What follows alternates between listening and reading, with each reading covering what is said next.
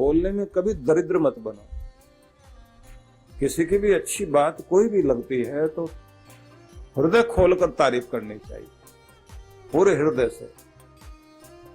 किसी के लिए भी दो शब्द अच्छे कहने पड़े, कभी भी दिल छोटा करके मत बोलो। और जब कभी किसी के लिए कुछ गुस्सा भी हो, निंदा के शब्द भी निकल रहे हो, तो कहते हैं दिल थोड़ा संकुचित कर लेना, जबान को कंट्रोल में कर लेना, किसी को बुरा भला कहने में शर्माना, क्योंकि समृद्धि आती है।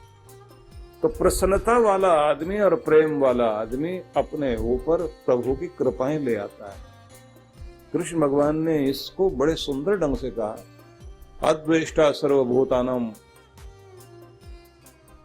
अब प्राणी मात्र के प्रति प्रेम भाव, मतलब किसी के प्रति बैर, किसी के प्रति प्रेम, ऐसा नहीं।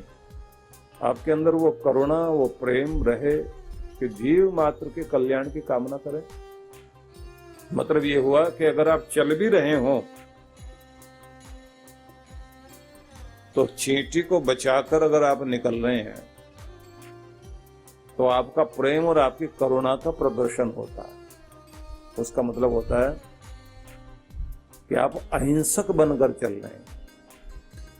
अहिंसक वो है जो हर जीवन को आदर देता है, वो महत्व देता है कि चींटी में भी एक जीवन है, तो मेरे चलने से किसी का जीवन नष्ट नहीं होना चाहिए, बल्कि सबके जीवन की रक्षा होनी चाहिए। जब ये भावना रहती है तो कृष्ण कहते हैं तब तुम प्रेम वाले हो और तब तुम मेरे प्यारे हो।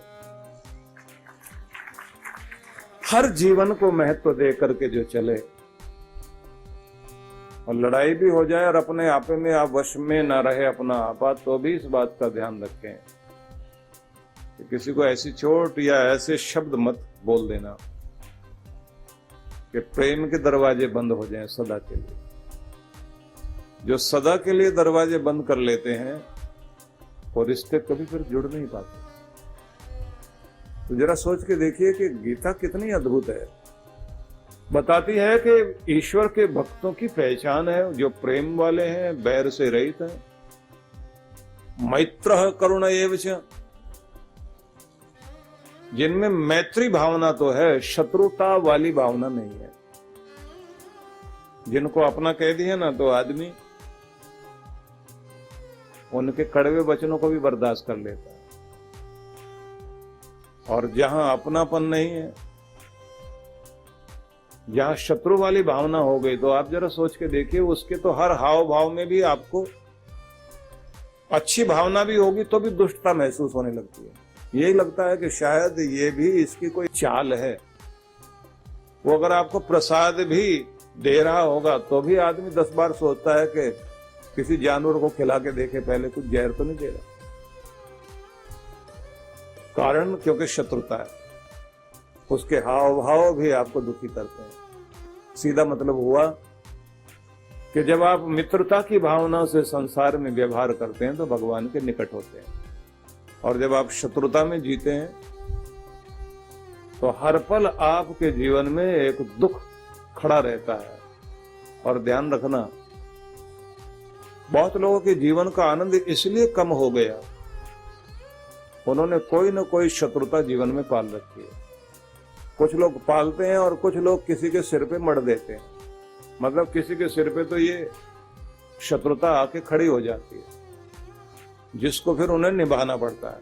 जैसे हिंदुस्तान के साथ हुआ ना, ये बेचारे किसी के साथ लड़ने नहीं गए, पर दुनिया भर के लोग इनका हक छीनने के लिए दुनिया भर से आते रहे। लेकिन हम लोगों को ये नहीं कभी सूझा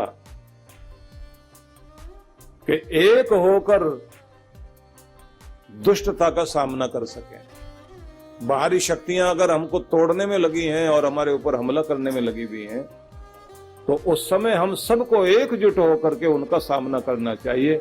अगर सामना करने के लिए सारे लोग तैयार होते तो कभी भी हिंदुस्तान गुलाम नहीं होता। मैं निवेदन करना चाहता हूं,